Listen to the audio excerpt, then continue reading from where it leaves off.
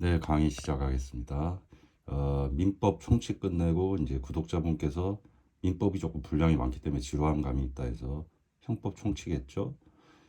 형법을 계속 갈 건지 아니면은 다시 민법으로 돌아갈 건지 고민을 하다가 이게 또 달리는 말을 중간에 또 잡을 수가 없잖아요, 그죠? 그래서 제가 형법 각칙 다루면서 케이스로 판례 위주로 또 변시 기출 문제 있죠. 변시 기출 문제 위주로 한번 간단하게 살펴보도록 하겠습니다. 교재는요, 유동훈 변호사님의 형사 로스쿨 수업으로 하기로 했죠. 이 책이 제가 나쁘지 않았던 게 뭐 책 광고를 하는 건 아닙니다만은 일단 분량이 작고 제가 책이 두께가 있다고 해서 좋은 책이 아니라고 했어요. 그리고 이게 문답 형식으로 되어 있어요. 문답 형식. 교수와 학생 사이에 선배와 후배 사이에 어떤 문답 형식으로 되어 있어서 뭐 어렵지 않게 읽을 수 있고 또 이게 밑에 하단에는 이렇게 기출 문제 잘 보이시나요?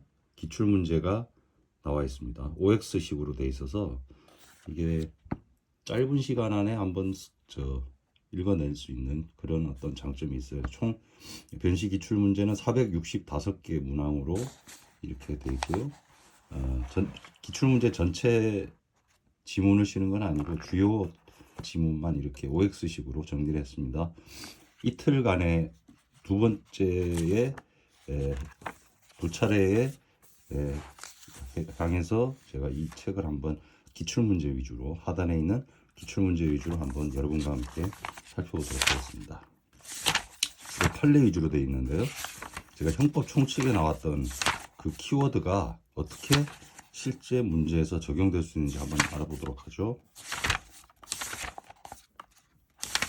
문제를 한번 살펴볼까요? 제가 이제 형광펜으로 여러분들과 함께 같이 다뤄봤으면 하는 문제들 한번 봤습니다. 자, 한번 보시겠습니다. 착오에 대해서 옳은 설명인가? 라는 문제가 있었어요. 착오는 제가 두 가지가 있다 했죠. 형법 총칙에서. 사실의 착오가 있고 법률의 착오가 있어요. 사실의 착오가 15조죠. 16조가 법률의 착오입니다. 착오가 뭐라고 했죠? 인식과 결과가 불일치할 때 고의범에서만 문제되죠. 고의범을 처벌할 수 없다고 그랬어요. 과실범의 규정이 있으면 부주의하는 사항이 인정되면 과실범 처벌할 수 있는 건 별개의 문제입니다. 읽어보겠습니다. 절도죄 재물의 타인성을 오신해서 어쩌고 저쩌고 저쩌고 한다. 이 문장이 길수록 키워드로 정리하는 습관을 우리가 가져야 돼요. 특히 우리 뭐 수능이든 변시든 똑같습니다. 문제 있는데 한 세월이에요. 그죠? 키워드로 읽어내는 방법을 봐야 돼요. 여기서 핵심이 뭡니까? 재물의 타인성을 오신했다. 그다음에 범위가 조각돼서 절도죄가 성립 안 한다. 이게 핵심이죠. 오신했다는 말이 무슨 뜻이에요? 착오라는 말하고 같은 말이에요. 인식은 자기 거라고 생각한 거예요. 그죠? 자기 거라고. 남의 거를 훔치는 게 절도죄인데 이 자기 물건이라고 들고 온 거란 말이에요. 그래서 인식과 결과는 남의 것을 들고 왔죠. 불일치한 착오가 있은 게 인정한 때입니다. 우리는 판례는 고의라는 표현을 안 쓰고 범위라는 표현을 많이 씁니다. 왜냐하면 우리 법률에 범위가 조각된다 이런 표현을 쓰기 때문에 항상 우리 그 대법원 판례는 그 학자들의 용어를 안 씁니다. 독일의 일본의 어떤 학자들의 용어를 쓰지 않고 형법 전에 있는 용어를 바로 적용해서 씁니다. 맞는 말이죠. 자, 끝났습니다. 사실의 착오. 법률의 착오도 한번 볼까요? 법률의 착오도 문제를 한번 읽어보죠. 법률의 착오, 금지 착오 같은 말이라고 했죠. 문제도 그렇게 나오고 있습니다. 여기서 또 지문이 길어요. 여기서 핵심 키워드가 뭘까요? 정당한 이유가 있어야지 처벌할 수 없다고 그랬죠. 근데 제가 선생님이 뭐라고 했습니까? 정당한 이유는 웬만하면 인정 안 한다 했어요. 지금 현대 21세기에는 인터넷만 두드려 봐도 뭐가 죄가 아닌지 맨날 뉴스에도 떠들고 그죠? 정당한 이유에 있는 거는 어쩌고 저쩌고 하면서 뒷페이지까지 길어 아주 뭐 읽기가 짜증이 납니다. 핵심 사항 뭐야? 이게 핵심 사항이에요. 이게 핵심 사항. 자신의 지적 능력을 다하여 회피하기 위한 진지한 노력을 했더라도 인식하지 못한지 여부에 따라 판단. 이 맞는 말입니다. 이거 외우려고 하면 안 돼요. 이 문장을 어떻게 외웁니까? 그 머리가 제일 잘 돌아가는 중고등 학생도 문장을 외울 수는 없어요. 저도 이제 중고등학교 이제 저희 때는 수능이 아니고 학력고사 마지막 세대인데 제가 뭐 자랑하는 건 아니지만은 제가 고려대 법대 그 2% 안에 들었어요. 장학생인데 서울법대도 갈 수 있었죠. 저희가 340만점에 327점 나왔습니다. 서울법대에서도 거의 한 10% 안에 들었는데 제가 공부하는 방법은 키워드였어요. 문장을 통째로 외울 수가 없어. 도대체가. 책임에 대한 것도 마저 합시다. 법률의 착오와 관련하여서 위법성 인식이 필요한 정도는 구체적인 행위 정황과 행위자 개인 능력, 촉한, 사회집단 달리 평가되는데 이 맞는 말입니다. 이게 맞는 말이라고. 여기서 우리 다시 한번 정리를 할게요. 우리가 범죄 3단계로 해서 구속요건 해당 구위책 따라해보세요. 구위책. 구속요건 해당하고 위법하고 책임이 있어야지 처벌할 수 있다고 했죠. 여기서 우리 구속요건 해당하고 위법하다까지는 객관적으로 판단합니다. 객관적이란 말은 그 일반 그 행위자의 그 개별적인 사정을 봐주지 않는다는 거예요. 뭐 예를 들어서 행위자가 정신 상태가 맛이 갔다든지 뭐 술을 먹었다든지 이런 거 신경 안 쓴단 말이야. 물론 형사 미성년자는 나중에 형사 미성년자도 구속요건하고 위법합니다. 책임 가서 따지는 거예요. 그죠? 객관적으로 따진단 말이야. 근데 책임 가서는 주관적으로 따져야 돼. 이 개개인을 뭐라 할 수 있느냐. 그 주관적인 말이 구체적이라는 표현입니다. 구체적인 요 키워드입니다. 구체적인 행위 정황과 행위자의 개인적인 걸 따져야 된다. 이 당연한 소리죠. 그 외울 필요가 없어요. 사실에 차고 법률 금지에 차고 책임까지 끝났어요. 그죠? 별거 없죠. 그죠? 자, 문제 한번 봅시다. 요거는 이제 단답식이라서 좀 쉬울 수가 있어요. 근데 이제 긴 지문이 나오거나 케이스 판례가 나오면 이제 조금 당황할 수 있어요. 거기에 우리가 조금 익숙해질 필요가 있다. 책장 계속 넘기죠 지금. 괜찮은 문제, 여러분들하고 좀 의미 있는 문제 한번 보려고 하는 거예요. 자, 이거 좋은 문제라서 제가 한번 형광펜도 해놨습니다. 우리가 형법은 고의범을 처벌하는 게 원칙이고 과실범은 예외적으로 처벌합니다. 왜 그러겠어요? 고의범이라는 거는 우리 미필적 고의라는 거 공부했죠. 키워드 뭐다? 죽어도 무방하다. 응? 신중설, 감수설, 용인설 다 필요 없습니다. 우리 판시상 죽어도 무방하다는 미필적 고의가 있을 때 고의범을 원칙으로 하고 과실범, 부주의죠. 부주의 한마디로. 실수를 하는 거예요. 민법으로 말하면 실수, 형법은 부주의. 이게 예외적으로 특별 규정이 있는 범죄에 한해서만 처벌합니다. 고의범이 성립 안 했다 해서 무조건 과실범입니다 라고 할 수 없는 거예요. 읽어봅시다. 의료과오 사건에서 어쩌고 저쩌고 문장 길어. 키워드만 정리합니다. 의료과오 사건에서 과실 판단은 어떻게 한다? 일반적 보통행위 중의 의무고 일반적인 의학 수준. 여기서 키워드 일반적이다. 일반적. 개별적이 아니단 말이야. 일반적, 일반인, 보통인 수준. 뭐 이런 표현 씁니다. 판시상. 요게 과실고 끝났어요. 키워드로 정리하고 암기하고 문제도 풀고 시간 절약되고 정확하고 그죠? 그럼 선생님 이럽니다.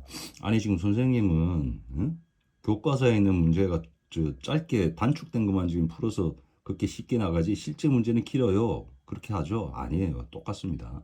실제 작문도 키워드로 딱딱딱 뜯어내가지고 분해해가지고 끼워 맞추면 수학같이 풀 수 있어요.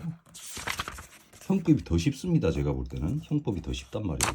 민법이 오히려 조금 더 민법이 조금 더 이게 법률 관계가 더 복잡해지고 뭐 그런데 형법은 제가 볼 때는 우리 국영수로 이야기하겠습니다. 국영수 고등학교 중고등학교 학생들 국영수 중에 뭐가 제일 어려워요 하면은 저는 국어라고 생각해요. 오히려 왜?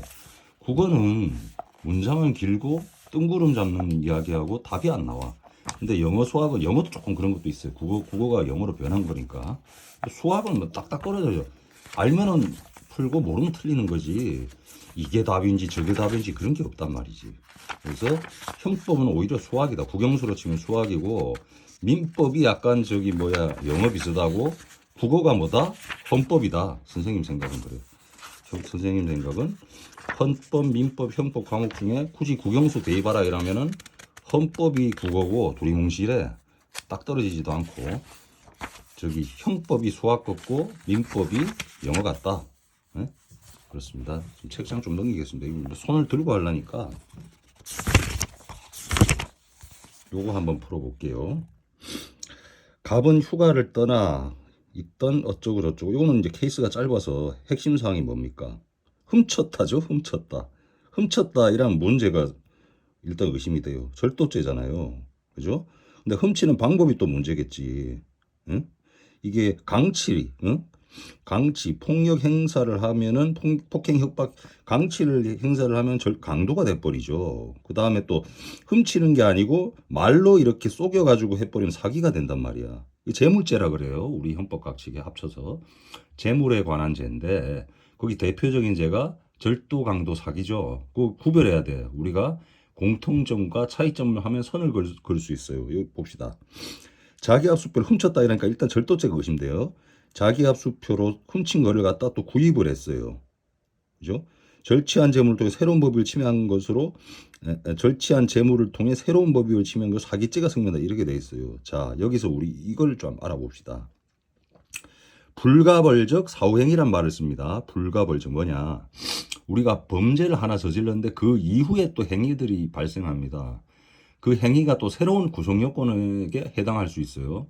그걸 또 별도의 죄로 처벌할 것인가 아니면은 앞서 행한 범죄에 그냥 포함시켜 버릴 건가? 이걸 불가벌적 사후행위라고 해요. 불가벌. 따로 추가적인 행위를 처벌하지 않는단 말이에요. 처벌할 필요가 없단 말이야. 왜냐면 애써 저지른 죄에 다 포함되기 때문에. 그러면은 자기압수표 훔친 거는 절도죄가 명백합니다. 근데 그걸로 물건을 산 것까지 별도로 사기죄로 성립해야 되냐? 아니란 말이지. 응? 아니란 말이에요. 하지만 우리 주의할 거 있어요. 살인죄에서 우리가 저기 사람을 죽였는데 그 죄가 들킬까봐, 응?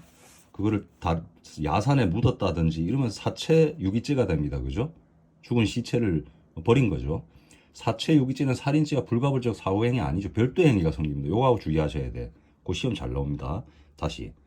살인죄와 사체 유기는 불가불적 사후행위가 아니고 별개의 범죄인데 이 사안에서 자기압수표를 훔친 거를 갖다가 백화점 쪽에서 내 거인 척하면서 물건을 샀다.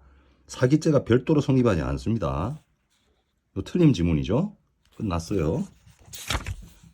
판례 외우는 거 아니에요. 상식이야, 상식. 법은 상식이다. 오늘 요거 저기 로스쿨 기출문제 절반하고 다음 시간에 또 절반 하겠습니다. 시간이 제가 10분으로 끝내려니까 좀 모자라서 최대한 말을 빨리 하는 편이거든요. 제가 말을 빨리 하는 편인데 이게 시간이 제약이 참. 요거 한번 풀어보겠습니다. 절도죄 나온 김에. 절도죄에 관하여 옳은 설명은 갑이 A의 자취방에서 재물 강취의 의사 없이 A를 어쩌고 저쩌고 저쩌고 어쩌고. 요 핵심사항 뭡니까? 키워드. 재물 강취 의사가 없다. 강취란 말이 뭐라 했어? 제가 폭행 협박이죠. 이게 들어가면은 절도가 아니고 강도가 된다 했어요. 근데 강취 의사 없으니까 강도는 안 됐어. 절도만 되겠네? 일단 됐고. A 잠바를 걸치고 A의 점유가 인정되므로 갑은 절도죄. 죽은 사람의 물건을 훔치면은 뭔 죄가 되냐 이 말이에요. 죽은 사람. 우리 판례는 사람을 죽이고 나서 죽은 사람의 물건을 훔치고 나오는 것도 절도죄가 된다고 봐요. 절도죄는 원칙으로는 살은 사람 물건을 훔치는 거죠. 근데 이 사람이 애초에 죽은 사람 물건을 훔쳤다. 자기가 죽이지 않고. 그러면은 또 다른 문제가 됩니다만은 연결이 되죠. 연결이. 사람을 죽이고 나서 죽은 사람 물건을 훔쳐버렸어. 그럼 우리는 생전의 점유가 죽은 후에도 계속된다. 이런 표현을 씁니다. 생전의 점유가 사후에도 계속된다. 이런 표현을 써요. 우리 판시는. 그래서 절도죄가 인정된다. 그게 핵심 사항 포인트입니다.